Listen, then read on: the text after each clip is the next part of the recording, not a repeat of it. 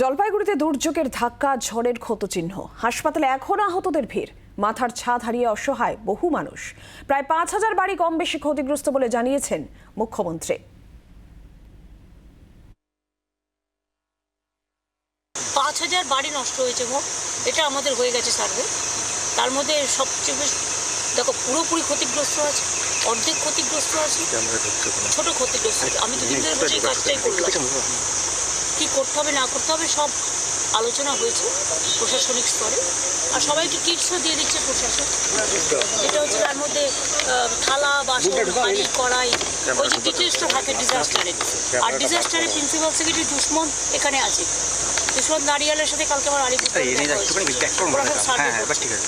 তারপরে ধরো ওই ঝড় চলে গেছে কিছু চাষের জমিতে, যারা বিভিন্ন সবজি করে সেগুলো নষ্ট হয়েছে, সেগুলো কৃষি দপ্তর প্রশাসন দেখে নেবে।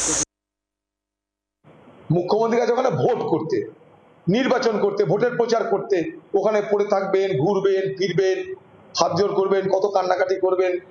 উনি আসেন বলেই বাংলা টিকে আছে, কেন হলো তারও ব্যাখ্যা উনি দিতে থাকবেন। SDRF state disaster relief fund, যেখানে টাকা রাখা থাকে কিসের জন্য?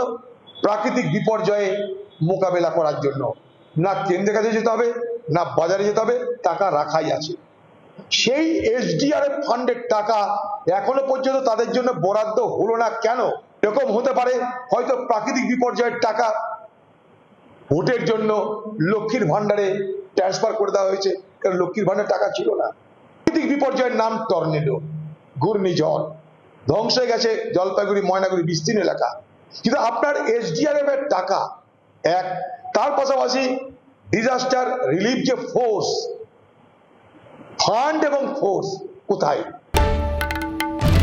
বাংলার আওয়াজ, বাঙালির আবেগ, জি 24 ঘন্টা।